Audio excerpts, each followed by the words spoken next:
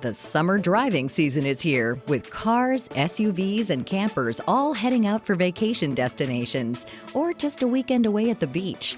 We thought it would be a good time to bone up on some safe driving and maintenance tips, so we enlisted the help from two driving professionals.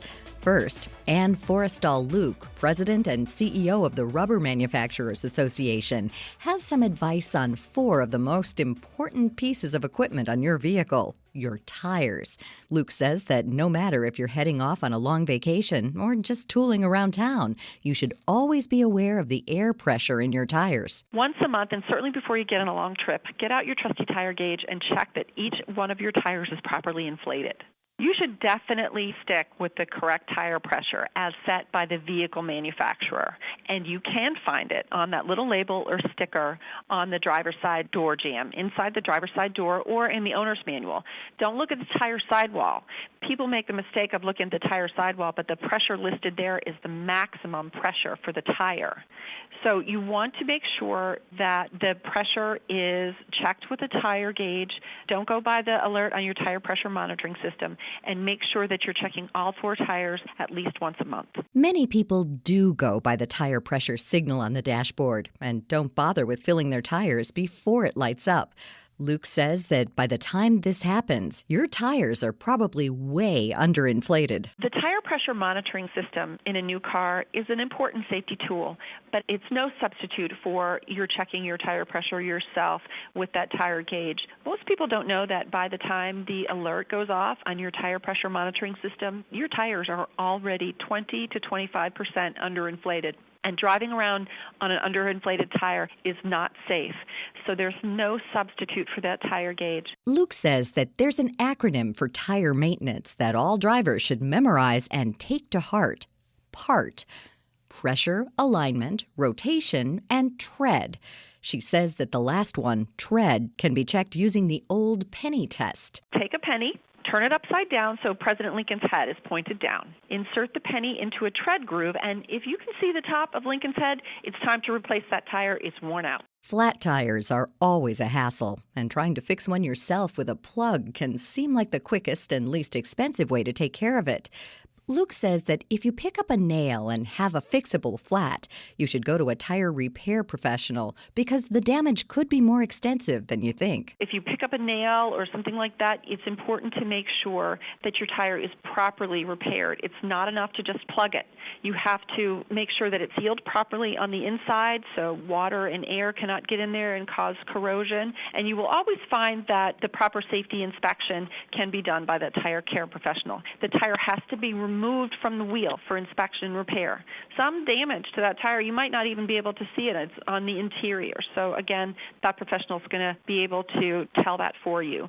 You've got to fill it with a suitable, like vulcanizing material or a rubber stem that has to fill that injury and keep moisture out. And then finally, as I said, you got to seal that inner liner with a patch to prevent any further loss of inflation and keep the moisture out so you don't have corrosion problems. But what about a blowout on the highway? How do you handle that kind of emergency when you're driving at 60 or 70 miles per hour? Ben Collins has experienced his share of blowouts on the race course and in films. Collins is a veteran race car driver, appeared as the Stig on the BBC's Top Gear television show, and has worked as a stunt driver in the James Bond movies, as well as Mission Impossible: Rogue Nation, The Dark Knight Rises, and other action films. So what do you do if you blow a tire on the road? Pretty much nothing, which is a surprising response. But sometimes when these things happen, you hear a big bang, it sounds very exciting, and the tire blows. It's not common that it happens, but it can happen. And some people overreact and they hit the brake pedal, which is the worst thing to do, because what happens is the weight in the car shifts. Because the tire's not there anymore, the car is able to tip much more rapidly and heavily onto the side that's missing a tire. And that can cause it to spin around, and you're in a dangerous situation. So really all you need to do is you ease off the gas and you just gradually steer, because if you make a big steering input, again, big weight transfer onto a missing wheel, and again it will want to tip over. So just doing it very gradually, gentle steering, find the hard shoulder, and slowly then brake once the big speed's off. But at freeway speeds, you need to do it very carefully. Collins instructs drivers about what to do in emergency situations and in normal driving in his new book, How to Drive: Real-World Instruction and Advice from Hollywood's Top Driver. He says that just because you have a driver's license, that doesn't mean you're prepared to drive in any situation. In fact, he says that he's still learning about the nuances of driving different vehicles on various surfaces and in all kinds of weather. For starters, he says that no matter how long you've been behind the wheel, there are some adjustments you need to make every time you get into the car. Just how you position the seat in the car really affects how you can drive and how relaxed you are, how much tension you have on a long journey, but critically how much you can control it when you have to. A lot of people sit too far away from the pedals, some too close, but if you're too far away and your legs are straight, then you physically can't press the brake pedal hard enough when you're coming to an emergency and you have to make an emergency stop to avoid an accident. So that's a painful way to find out that you're sitting in the wrong place. Much better to get the thing optimized and have a bend at the elbows too, so that you can control the car properly with the steering wheel. So driving like a gangster with one hand on the top of the steering wheel with a straight arm doesn't really pay off when you hit some ice. One of the biggest fears of drivers is that their brakes go out. Not being able to stop is scary, but Collins says you need to keep your wits about you and take control. The best thing is to just straight away jam the gears down to the shortest gear you can get it into first gear. The engine braking will reduce the speed of the car, and that can obviously take a lot of speed off. Hopefully enough speed that you can bring it to rest in the hard shoulder and count your blessings. It depends really what's causing the problem. Sometimes you can clear the problem by pumping the brake pedal a few times and it comes back. But if that doesn't work, you've got to react quickly and get it down the gears and find a safe place to pull over. Stopping suddenly in vehicles with ABS, anti-lock braking systems, can feel strange to drivers who aren't used to them. Collins says that there are some misconceptions about how ABS brakes work and how to use them. Actually, ABS, it prevents the tyre from stopping. When you brake extremely hard, it prevents it from coming to a complete stop and skidding down the road, making blue smoke. But it doesn't mean that it can stop faster. People tended to follow too closely, and actually ABS kind of taught us a lot of bad habits.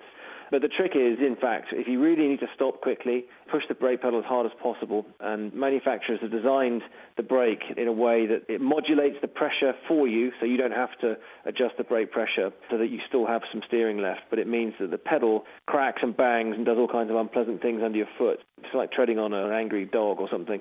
And it makes a lot of people want to come off the brake pedal when actually you need to keep your foot hard on the brakes and steer around the terror in front of you. Along with knowing how to brake effectively, knowing how to drive smoothly is another way to avoid an accident. Collins says it's all about anticipation and knowing when not to brake. It's kind of like the opposite of riding in an Uber cab. Quite a lot of taxi drivers need to take this course. They jump on and off the brake pedal a lot, and smooth drivers don't do that because smooth drivers look much further ahead. You read the traffic flow, and you haven't got to hammer the brake pedal until your passengers throw up in the back seat. So it means being much more effective. You waste a lot less energy by being smooth. So you only brake when you have to, and you do it gradually, and that way you don't have to keep accelerating to catch up with the traffic all the time, and that saves around 20% of your fuel. It also means that by looking further ahead, you're less likely to have an accident. That's been proven by insurers who notice that drivers who are smoother are only able to drive more smoothly when they're paying more attention, so they have less crashes. And on the racetrack, if you ever watch any onboard footage of NASCAR or IndyCar, you'll see the drivers aren't throwing the steering around in a crazy way. It's gradual, it's gentle, and that enables the car to be more stable. It performs better on the tire, and as a result, you've got more grip, so it's a safer way to drive. Collins has been in a lot of hair-raising situations as a race car driver and in films, and developed his instructions through experience and his knowledge of automobile engineering. What was the scariest stunt he's ever done? I worked on Fast and Furious 6, and I wrote about this in How to Drive because it was relevant in terms of controlling a car when it's sliding. We had to drift these two cars around Piccadilly Circus, which is like London's equivalent of Times Square.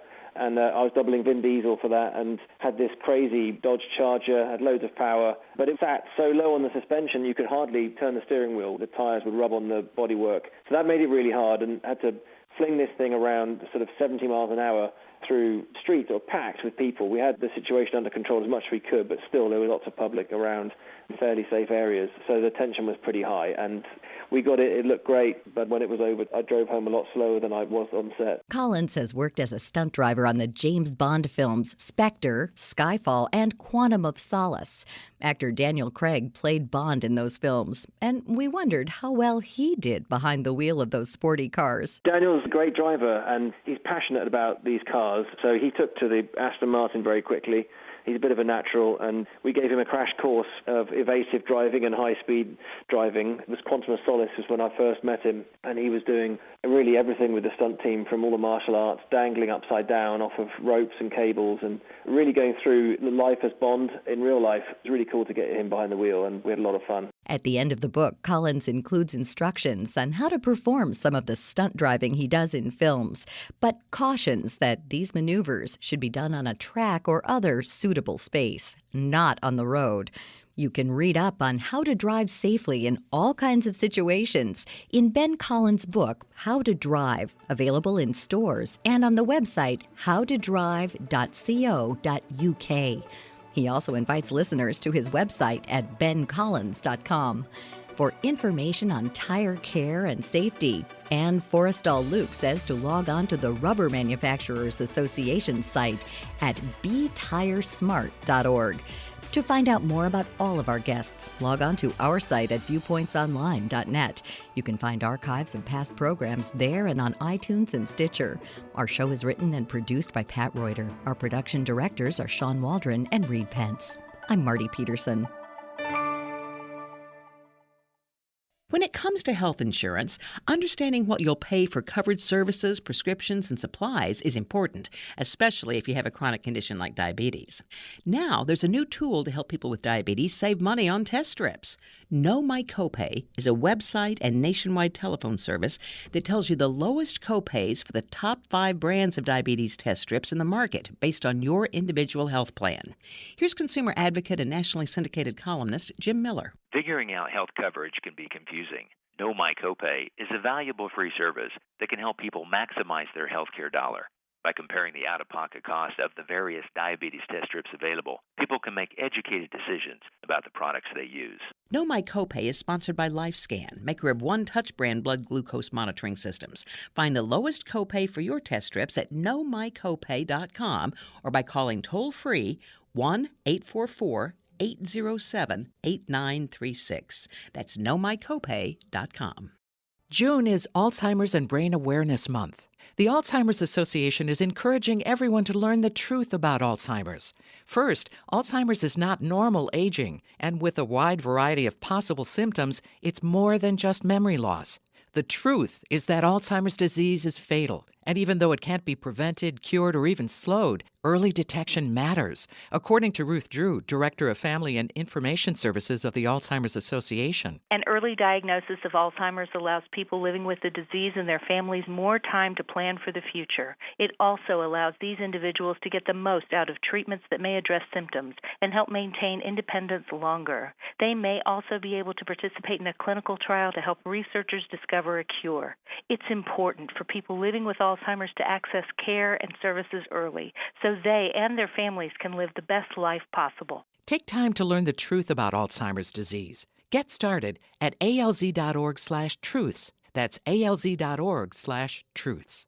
Medicare and their list of suppliers continue to change. So if you have diabetes, it may affect where you get your testing supplies. But rest assured that your number one doctor-recommended one-touch testing supplies are always covered by Medicare Part B at your local pharmacy and select mail-order suppliers. Dr. Brian Levy, Chief Medical Officer at LifeScan, maker of one-touch products. Some mail-order suppliers may offer a limited selection of diabetes testing supplies.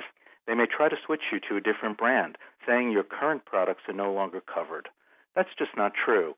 You are entitled to continue using the products you know and trust and that have been recommended by your healthcare professional at no additional cost. Remember, you have a choice. Stay with the #1 brand used by Medicare patients. For questions about coverage or where to get your one-touch testing supplies, call 1-844-942-2654 or visit www.onetouch.com/Medicare. Medicare Part B is not a guarantee of coverage and payment, which may be subject to coinsurance, deductible, and patient eligibility requirements.